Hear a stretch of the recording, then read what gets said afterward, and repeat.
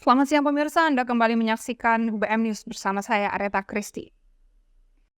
Pemirsa, aksi demonstrasi dalam rangka memperingati Hari Buruh Sedunia pada 1 Mei 2024 di Semarang berakhir ricuh. Pengunjuk rasa yang didominasi mahasiswa sempat saling dorong dan terlibat adu mulut dengan polisi.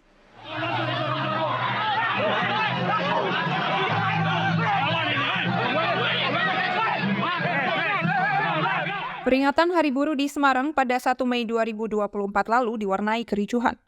Aksi yang dilakukan di depan kantor Gubernur Jawa Tengah berakhir tidak kondusif.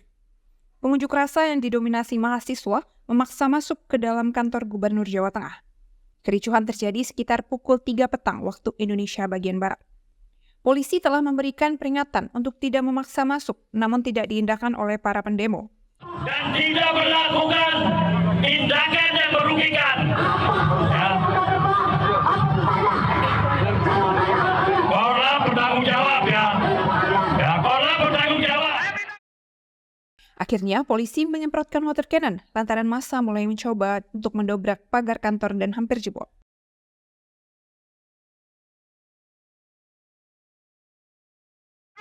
Gerbang dibuka. Saudaraku mahasiswa. Tetap formasi. Para pengunjuk rasa berhamburan melarikan diri dan sejumlah mahasiswa terpental karena terkena semprotan water cannon.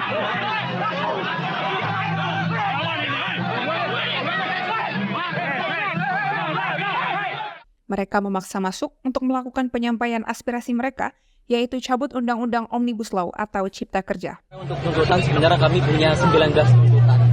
Dan itu adalah hasil konsolidasi dari seluruh gerakan di teman-teman Semarang itu. Salah satunya misalnya revisi Cipta Kerja, perlindungan terhadap buruh perempuan. Kalau terkait pendidikan, karena aksi ini berkaitan dengan Hari Dinas juga Hari Buruh kita gabungkan. Kalau pendidikan, tuntutan kami adalah tolak komersialisasi pendidikan. Jadi setidaknya ada 3 yang bisa saya jelaskan dari 19 tuntutan yang sudah kami buat. Kami sangat menyayangkan ini karena kami hanya ingin masuk ke dalam dengan damai, karena kami minta jasa sendiri komando dengan polisi bahwa Pak tolong buka pintu, kami ingin masuk secara damai, kami bukan musuh kalian, tapi sayang tidak diindahkan. Kita meminta adanya sebuah penolakan ya, meminta kepada gubernur untuk menyampaikan kepada pimpinan pusat atau presiden bahwa kita menolak hostum, hapus outsourcing, dan juga tolak upah murah.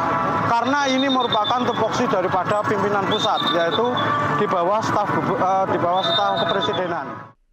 Pemirsa, demikian UBM News pada siang hari ini. Saya mewakili kru yang bertugas mengucapkan terima kasih dan sampai jumpa.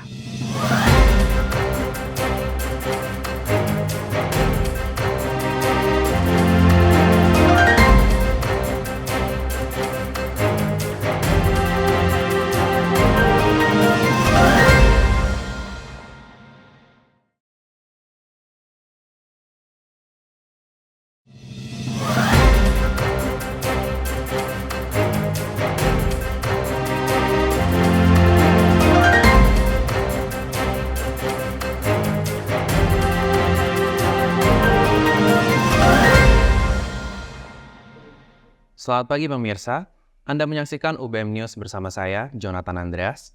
Kabar terkini telah kami sediakan untuk Anda selama beberapa menit ke depan. Bus pariwisata yang membawa rombongan pelajar SMK asal Depok terguling. Kecelakaan terjadi pada Sabtu 11 Mei 2024 di Jalan Raya Kampung Palasari, Kecamatan Ciater, Subang, Jawa Barat. Bus pariwisata Putra Fajar yang berisi rombongan SMK Lingga Kencana Depok terguling di daerah Ciater, Subang, Jawa Barat. Kecelakaan terjadi ketika mereka melakukan perjalanan pulang ke Depok setelah mengadakan acara perpisahan di Bandung. Menurut kesaksian Fahmi Faruruzi, salah satu korban selamat, bus yang ditumpanginya sempat diperiksa karena mengalami kebocoran oli. Ketika melanjutkan perjalanan, tiba-tiba bus tersebut oleng dan sempat menabrak sebuah mobil serta 3 motor hingga akhirnya terguling.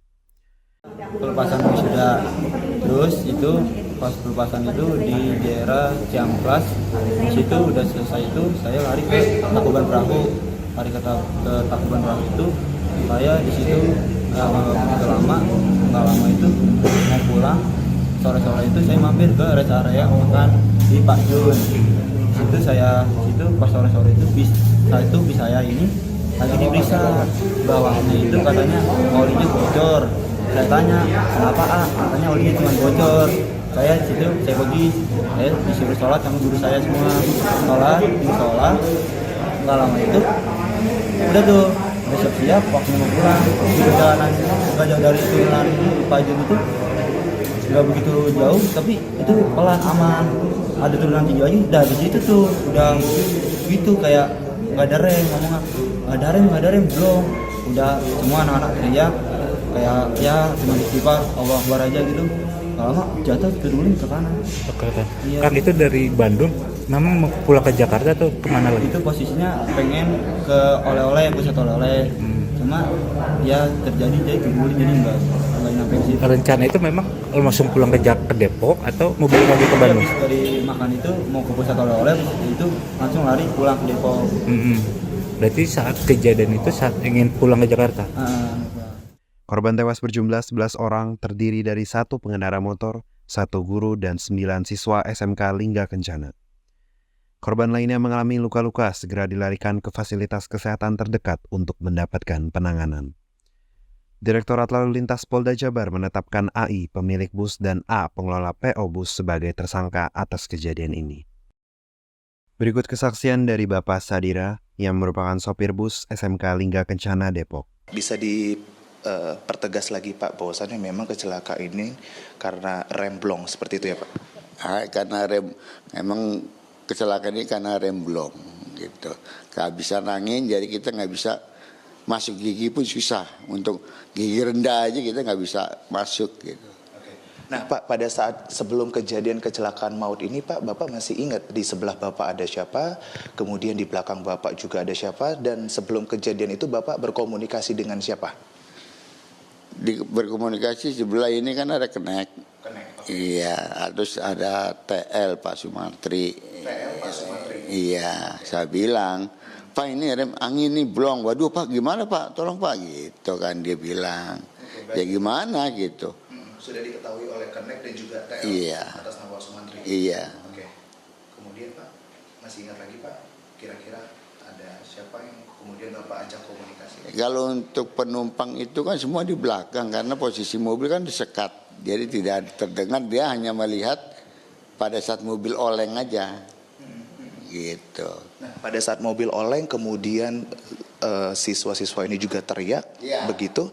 Dan apakah Bapak juga mendapatkan arahan ataupun input dari Kernek ataupun TL dari reaksi dari siswa? Reaksi dari TL dan Kernek ya dia hanya bisa menjerit Pak. Untuk mengantisipasi hanya bisa supir yang bisa mengendalikan. Oke, dan langkah yang Bapak ambil? Langkah yang saya ambil ya itu satu. Kalau saya terusin jalan bernikung-nikung, otomatis habislah semua mobil yang di depan. Beberapa puluh gitu kan. Lebih baik saya ambil ke kanan gitu. Pemirsa, demikian yang dapat kami sampaikan. Saya mewakili seluruh kru yang bertugas pamit undur diri. Terima kasih dan sampai jumpa.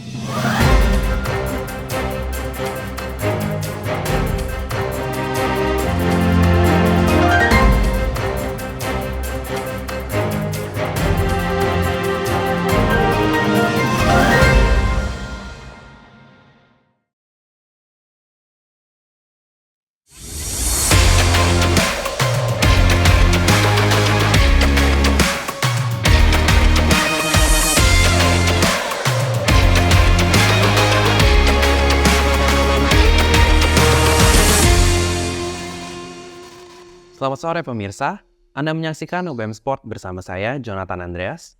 Pertandingan kualifikasi Piala Dunia 2026 Indonesia melawan Irak berlangsung di Stadion Utama Gelora Bung Karno, Jakarta Pusat pada 6 Juni 2024. Persatuan Sepak Bola seluruh Indonesia menyediakan tiket bagi masyarakat yang ingin menyaksikan secara langsung. Saat ini saya telah terhubung dengan rekan saya, Nelson Juliawan, di Stadion Gelora Bung Karno. Halo Nelson. Terima kasih Jonathan. Ya pemirsa, saya melaporkan langsung dari Gelora Bung Karno. Di belakang saya stadion dengan kapasitas 78.000 orang dipenuhi oleh para penonton pertandingan. Masyarakat berbondong-bondong datang untuk menunjukkan dukungan mereka kepada timnas Indonesia yang hari ini akan melawan Irak dalam rangka kualifikasi Piala Dunia 2026. Pertandingan Indonesia melawan Irak dalam rangka kualifikasi Piala Dunia 2026 dilaksanakan di Stadion Gelora Bung Karno, Jakarta pada 6 Juni 2024 pukul 16.00 WIB. Masyarakat dari berbagai daerah antusias menunjukkan dukungannya untuk timnas Indonesia dengan menghadiri secara langsung pertandingan ini. Tiket dibanderol dengan harga Rp250.000 untuk satu tiket. Kini saya sudah dengan salah satu penonton pada pertandingan sore hari ini. Dengan Mas siapa? Irvin, Mas Irvin dari mana asalnya? dari Lambar. Dari Jelambar ke GBK OTW dari jam berapa? Dari jam 2 siang sih. Macet gak di jalan tadi? Lumayan sih, macet juga. Kalau boleh tahu Mas Irvin nonton di sini dengan harga tiket yang berapa? Yang 250.000. Kalau boleh tahu juga nih, alasan Mas Irvin mau nonton langsung secara live di stadion ini apa? Karena pengen ngerasain gitu, vibe nonton timnas Indonesia secara langsung. Mas Irvin pernah nonton sebelumnya secara langsung atau ini baru pertama kali? Belum sih, ini baru pertama kali. Oke. Nah, saya mau minta prediksi skornya nih untuk Indonesia lawan Irak. Kira-kira berapa 0 nih? Tahu berapa? Kalau saya sih cukupnya 1-0 sih udah cukup menangnya sih. 1-0 untuk siapa? Indonesia lah. Oke. Terima kasih atas waktunya Mas Irvin dan selamat menonton. Terima kasih. Ya pemirsa, demikian dari Gelora Bung Karno. Saya kembalikan kepada Jonathan di studio. Terima kasih Nelson atas laporannya. Pemirsa, demikian yang dapat kami sampaikan. Saya mewakili seluruh kru yang bertugas, pamit undur diri. Terima kasih dan sampai jumpa.